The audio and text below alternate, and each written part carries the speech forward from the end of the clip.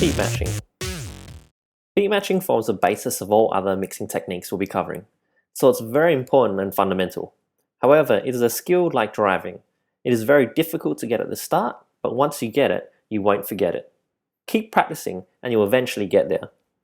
I know that some DJs these days don't even bother with learning how to beat match since they can match them against the BPM readers or even press the auto sync button on their laptops. I'd highly recommend against this because it means that you won't be able to hear when the beat is not matched, which usually causes chaos on the dance floor and will just sound really bad and unprofessional. So what is beat matching? All songs have what is called a BPM, beats per minute. It's what people dance to and is usually counted on the bass line. On this waveform, you'll see that each beat has a number, 1, 2, 3, 4, 5, and so on. If you took a 1-minute sample of this song and counted how many beats were in that minute, then you would arrive at the BPM number. For electronic dance music, most BPMs are in the range of 125 to 130. Hard dance, trance, or techno are between 130 to 150 BPM. R&B music can go from 70 to 120 BPM. Pop music is usually between 110 and 128 BPM. The higher the BPM number, the faster the song sounds. How is this related to beat matching? When you beat match, you essentially match two songs whose BPM is the same. However, most of the time, songs are produced at different BPMs, so it's your job as a DJ to adjust the speed of each song so that the BPM is consistent when mixing between songs. Here are two songs which have different BPMs. You can see from the waveforms that these beats do not match up a lot of the time. Here's what they sound like.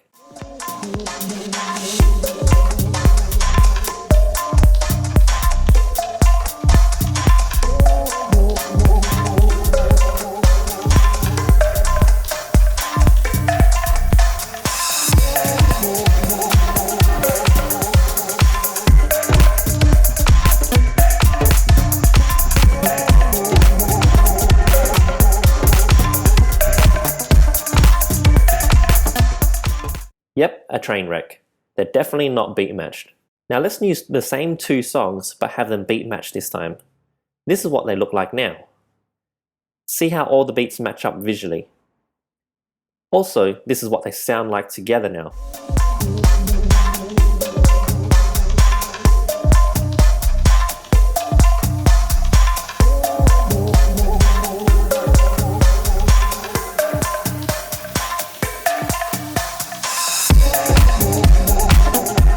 Much more danceable.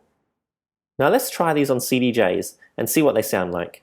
Here are two songs that are not beat matched.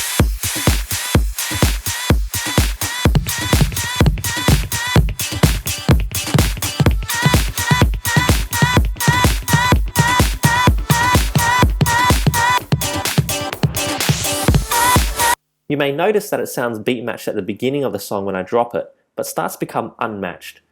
This is because I've dropped it on the right beat, so the initial beat of both songs match, but because each song is at a different BPM speed, the beats eventually drift apart. Here are two songs of the same BPM.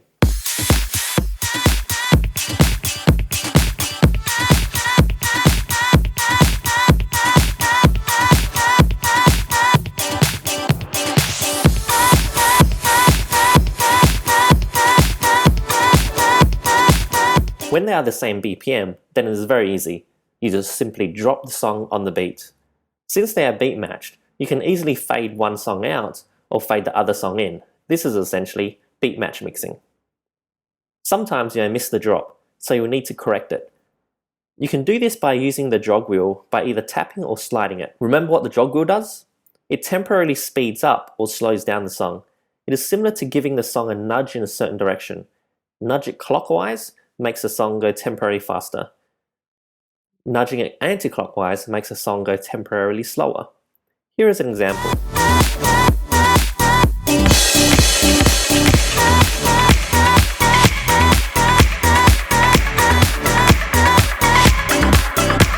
However, most of the time, the songs will not have the same BPM, so you will need to adjust the song's BPM to that of the currently playing track. This is where the tempo slider comes in. Remember that when you adjust the tempo slider, it permanently adjusts the song's speed. Now as a DJ, You train your ear to listen to when the song goes out of tempo. When it goes out of tempo, then you use the jog wheel to correct it by nudging it a certain direction and then adjust the tempo slider accordingly. One way to quickly beat match is by setting the tempo slider to extremes. Adjust up and down until the songs sound beat matched. This requires a lot of practice, a ton of practice. Probably at least 20 solid hours of practice until it'll just finally click in your ears and you'll get it. So keep practicing. Now let's try to beat match some songs by using the extremes tempo slider technique. At the start, I just press play and notice that the songs aren't beat matched. Yeah.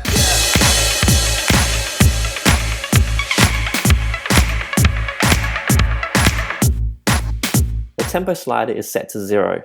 I'm not sure if it's too fast or too slow, so let's do an extreme tempo slider. Next, I adjust the song I'm preparing, in this case channel 1, and slide the tempo slider to an extreme level, say +10. Yeah. Okay, it definitely sounds worse when I adjust the tempo slider to make it a lot faster. Next I try the other extreme, -10. Will it sound worse or better?